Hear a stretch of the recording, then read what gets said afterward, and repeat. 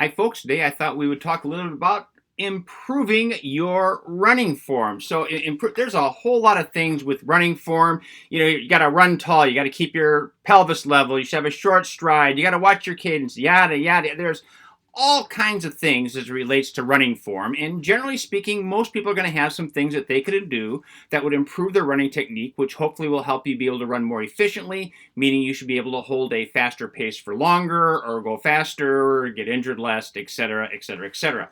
So first, just some generic tips that you could probably pretty easily do. And one is run more strides and hill work. So going over those, run more. Like anything else, the more you do something, the better you tend to get at it. There's a reason that basketball players sit there and shoot free throws over and over and over again. And while you see golfers out at the golf range, in fact, there's a lot of studies out there that say you need about 10,000 hours of deliberate practice to get really good at something. So the fact is, running more is generally going to help you run better. Of course, it won't do everything, but it will help.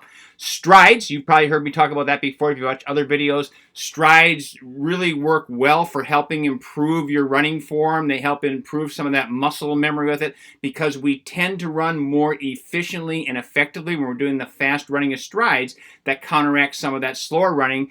And hill work can help too. Now, you'll notice I said hill work. I'm not talking about just running on hills, but hill work would be when you're doing hill sprints, very similar to strides, or intervals on the hills, running uphill at a 5K effort for, 90 seconds or 2 minutes or something like that. And the reason I say hill work versus hills is sometimes when you're just running real hilly, your form can get kind of sloppy. But generally when you're going uphill and doing a little bit faster, we tend to automatically get biomechanically a little bit more correct. But of course, strides and hill work aren't going to correct everything, but they can help with stuff. So what you really need to know first is, well, what should I be working on? Well, you need a video, not stills. So many people look at pictures that they took in a race and say, oh, look at my form in this picture. That picture is 1,000th, 1,000,000th of a second in that race. You don't know where you are in the stride. If you're like me, they always look crappy. Pictures really don't help you very much. You want video, and ideally you want that video at various paces. What do I look like when I'm at my easy pace? What do I look at a moderate pace? What do I look at when I'm at a fast pace? But you want some video. You want that video to be from the side. Ideally, you fill the frame of the video rather than being this little bitty thing in the video because you want to be able to zoom in, to be able to do slow motion. Video is the best way to take a look at, with those various paces, how am I running? So now you've looked at the video, you've watched some things, maybe somebody has helped you watch. If you're not exactly sure what you should be looking for, there's a question that you need to ask then. The question most people ask, I have at the top, is, well, how can I? They see that they're overstriding, which I've talked about many times. Well, how can I make sure that I'm not overstriding? You see I've scratched that out because that's the wrong question. I don't think the question you want to ask yourself is, how can I do that? The question you want to ask is, well, why don't I? Why don't I land with my foot closer to the center of gravity? Why don't I run with my pelvis level? Not how can I, but why don't I? So I will tell you, the reason I say that is watch little kids running sometime. And if you watch little kids running, and you could take some video, if you could do it without being a little bit creepy about it, you will find that little kids tend to run with near perfect running form. And I'll guarantee they've never read a book about running. They don't read articles about running. They don't watch YouTube videos about running. They probably never went out and had a gait analysis. So why in the world are they able to run with this perfect running when they had no training? It's because of these areas. Little kids tend to be free of imbalances. And there's two types of imbalances you might have. You might have a flexibility imbalance or you might have a muscular imbalance. Flexibility imbalance example. My right hamstring is a little less flexible than my left hamstring. Now, my hamstrings happen to be flexible enough for distance running, so it doesn't matter. But if I was a sprinter, that would become a much bigger deal because I've got an imbalance, and that's going to cause me to not run as effectively. Muscular imbalance, same thing. You might have one side stronger than the other or weaker than the other, depending on how you want to look at it. So you have an imbalance. Little kids tend to not have those imbalances.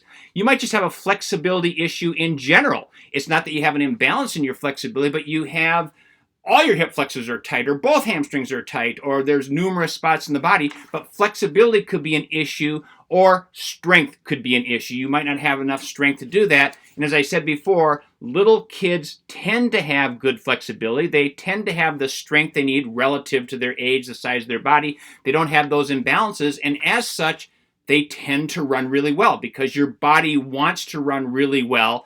We just generally have something that's preventing it. That's why I say it's not how can I run that way, but why don't I? Well, it's because this is weak or this isn't strong enough, whatever. And that's what you work on to correct. And as you whittle through those things, you should find that you're working better.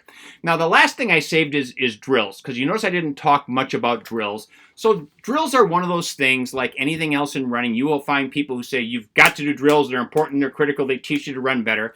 And there's the other side that says, I don't think drills matter that much. I am kind of the camp that I don't think drills matter that much, and here's why. The drills aren't going to make you run better. Sure, that'll improve your form, but if you've got a muscular imbalance or a flexibility imbalance, any of those issues I took care of, then the drills probably aren't correcting that, which means you might force your body to run well while you're doing the drill, but then your body's going to go back to not running as well when you're not doing the drill because it's too hard for it to do the other way. Now, an exception might be sometimes doing those drills helps improve that imbalance. It helps improve the flexibility. Might help improve your strength. So I'm certainly not telling you not to do drills, but that's why I didn't cover them specifically, is because I think it's really those other things that you want to focus on.